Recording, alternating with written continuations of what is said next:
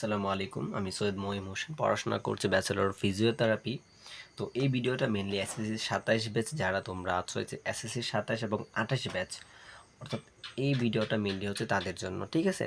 তো আজকে আমরা তোমাদের খুবই গুরুত্বপূর্ণ একটা অধ্যায়, যেটা হচ্ছে পদার্থবিজ্ঞান তৃতীয় অধ্যায়ের বল চ্যাপ্টারটা, ওই চ্যাপ্টারটার সংঘর্ষ একটা টপিক আছে, ওই টপিকটা নিয়ে আংশিক কথা বলবো, যেখান থেকে তোমাদের প্রতি বছর একটা কোশ্চেন থাকেই, ঠিক আছে? তো চলো দেরি না করে শুরু করি। তো সংঘর্ষ, তো সংঘর্ষ ডেফিনিশন এগুলো তোমরা বই আছে, এগুলো তোমরা বই শিখবা। আমি আসলে ডেফিনিশন দেওয়াটা আসলে তেমন একটা লাইক করি না, কেননা আমি ট্রাস্ট করি যে কোনো একটা সংজ্ঞা মুখস্থ করার থেকে সেটা বোঝাটা জরুরি। হ্যাঁ, আচ্ছা দেখো, তো তোমরা সংজ্ঞাগুলো একটু মুখস্থ করে নিও। তো আমি হচ্ছে ডিরেক্টলি হচ্ছে বোঝানোর ক্ষেত্রে চলে যাই। তো দেখো, সংঘর্ষকে আমরা দুইটা পার্টে ভাগ করতে পারি। কয়টা পার্টে ভাইয়া? দুইটা। একটা হচ্ছে স্থিতিস্থাপক সংঘর্ষ, একটা হচ্ছে অস্থিতিস্থাপক সংঘর্ষ। ওকে ভাইয়া, তাহলে কি বললাম? সংঘর্ষকে দুইটা পার্টে ভাগ করতে পারি, একটা হচ্ছে স্থিতিস্থাপক সংঘর্ষ, একটা হচ্ছে অস্থিতিস্থাপক সংঘর্ষ। হ্যাঁ, তাহলে ভাইয়া কথা হচ্ছে স্থিতিস্থাপক সংঘর্ষটা কি? স্থিতিস্থাপক সংঘর্ষ হচ্ছে যে সংঘর্ষে সাধারণত ভরবেগী সংরক্ষণ সূত্রটাও মানবে এবং গতিশক্তি সংরক্ষণ সূত্রটাও মানবে, সেটাকে বলি আমরা স্থিতিস্থাপক সংঘর্ষ, ঠিক আছে?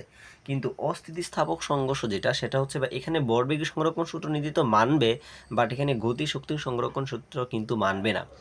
তার মানে কি বললাম ভাইয়া? স্থিতিস্থাপক সংঘর্ষে ভরবেগ এবং গতিশক্তি দুটোরই সংরক্ষণ সূত্র মানবে, কিন্তু অস্থিতিস্থাপক সংঘর্ষে কিন্তু ভরবেগের সংরক্ষণ সূত্রটা মানবে শুধুমাত্র, গতিশক্তি সংরক্ষণ সূত্র কিন্তু মানবে না। তো আমি তোমাদের সুবিধার জন্য আমি হচ্ছে ভরবেগ সংরক্ষণ সূত্রটা এবং গতিশক্তি সংরক্ষণ সূত্রটা নিচে দিয়ে দিলাম, তুমি একটু লক্ষ্য করো। হ্যাঁ, তাহলে দেখো এখানে ভরবেগ সংরক্ষণ সূত্র হচ্ছে P equal to m1 u1 plus m2 u2 equal to m1v1 plus m2v2। অর্থাৎ এখানে মিন করতেছে যে কোনো একটা বস্তু সংঘর্ষের পূর্বে মোট ভরবেগ এবং সংঘর্ষের পরে মোট ভরবেগটা সমান থাকবে, সেটাকে বলা হয় ভাই ভরবেগের সংরক্ষণ সূত্র। কি বলতেছে ভাইয়া? কোনো একটা বস্তুর সংঘর্ষের পূর্বের মোট ভরবেগ এবং সংঘর্ষের পরের মোট ভরবেগটা সেম থাকবে, সেটাকে বলা হয় ভরবেগের সংরক্ষণ সূত্র।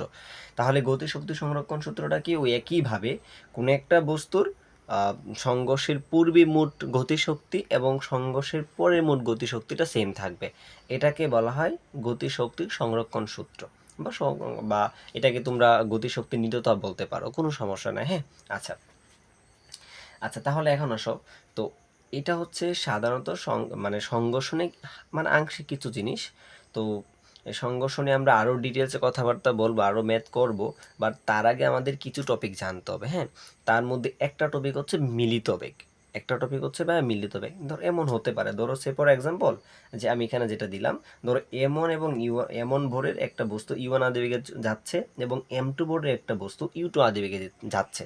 কোনো একটা সময় ধরে নিলাম সামহাও তাদের মধ্যে সংঘর্ষ হইল, এবং সংঘর্ষ হওয়ার পরে তারা একই বেগে চলতেছে। কি ভাইয়া? একই বেগে চলতে, তাহলে তোমাকে বলতেছে এই বেগের মানটা কত। তো এইরকম যে ম্যাথগুলো আছে, যেটাকে আমরা মিলিত বেগ বলে থাকি, প্রতি বছর তোমরা যদি একটু অ্যানালাইসিস করে দেখো, প্রতি বছর এখান থেকে একটা কোশ্চেন আসেই।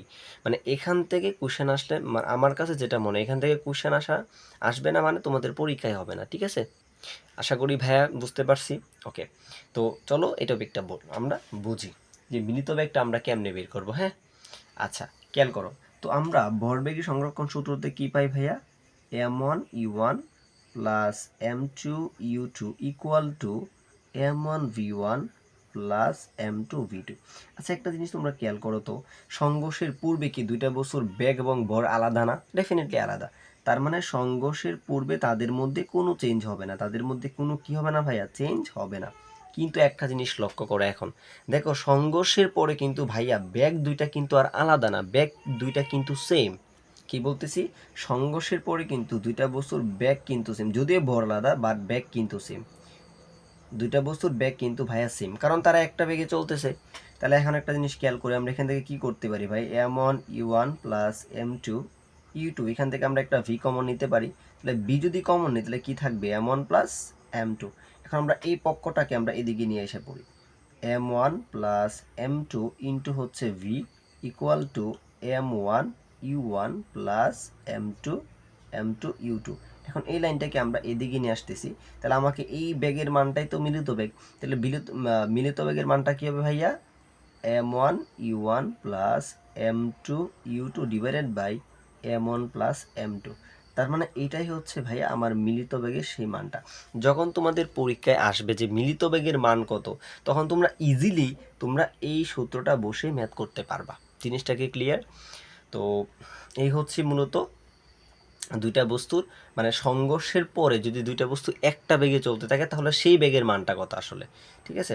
তো এই ছিল মূলত সংঘর্ষ এবং মিলিত বেগ নিয়ে একটু কনসেপ্ট। তবে এখানে আরেকটা জিনিস তোমাকে বুঝতে হবে, একটু জিনিস একটু লিখতে হবে। এখন এমনও তো হতে পারে যে ভাইয়া দুইটা বস্তু হ্যাঁ ঠিক আছে, যখন দুইটা বস্তু সংঘর্ষের পরে একদিকে চলতে থাকবে তখন তো একই বেগে চলতে থাকবে, তখন তো ভাই এই বস্তুর বেগ এরকম। বাট এমনও তো হতে পারে দুইটা বস্তু দুই দিকে চলতে, তখন কি হবে? তো এই জিনিসটা আমরা আগামী ক্লাসে পড়ব, টেনশন না। এটা হচ্ছে সংঘর্ষের পার্ট 1। সংঘর্ষের পার্ট 2 এ আমরা ম্যাথ করব, কিছু ম্যাথ করব যেগুলো তোমাদের পরীক্ষা আসে, বোর্ড কোশ্চেনে আসে, হ্যাঁ। এবং যখন সংঘর্ষের পরে দুইটা বস্তু দুই দিকে চলে যায় তখন সেই ক্ষেত্রে বেগের মানটা আসলে কীরূপ হয় সেগুলো আমরা আগামী ক্লাসে পড়ব। তো আজকে এই পর্যন্তই। তো ক্লাসটা কেমন লাগলো তোমাদের ভাইকে জানাবা, এবং এরকম ক্লাস পেতে অবশ্যই চ্যানেলটাকে সাবস্ক্রাইব করতে পারো যদি তোমার মনে হয় যে ভাইয়া ক্লাসগুলো দিচ্ছে, একদম হাতে কলমে শিখাচ্ছে, এটা আমার দ্বারা ভালো হবে, তাহলে এটা তোমাদের জন্য ভালো হতেই পারে যদি তোমরা মনে করো। তো আজকে এই পর্যন্তই, দেখা হবে নেক্সট কোনো একটা ভিডিওতে এই টপিকের উপরই। বাট এটা হচ্ছে সংঘর্ষের পার্ট 1, ওইটা হবে সংঘর্ষের পার্ট 2। এই আমরা সংঘর্ষের উপরে মোটামুটি 2টা বা 3টা ক্লাস নিব, একদম বোর্ড কোয়েশ্চেন যেহেতু সলভ করব। তো সংঘর্ষের উপরে আমরা আরেকটা লেকচার দিব বা আরও 2টা লেকচার দিব। তো এই ক্লাসটা করে দেন হচ্ছে তোমরা ওই ক্লাসটা করতে পারবা, মানে করতে পারো ইজিলি। তাহলে এই ক্লাসটা না করে তোমরা যদি ওই ক্লাসটা করো তাহলে কিন্তু বুঝবা না। তো আমি বলবো যারা তোমরা এই ক্লাসটা মানে প্রথম ক্লাসটা করে, মানে এটা হচ্ছে প্রথম ক্লাস, এই প্রথম ক্লাসটা করে বাকি 2টা ক্লাস করিও, মানে যতগুলো ক্লাস আমি সংঘর্ষ উপর দিব আর কি। তো আজকে এই পর্যন্তই, ভালো থাকো, সুস্থ থাকো, পড়াশোনার সাথেই থাকো। আসসালামু আলাইকুম।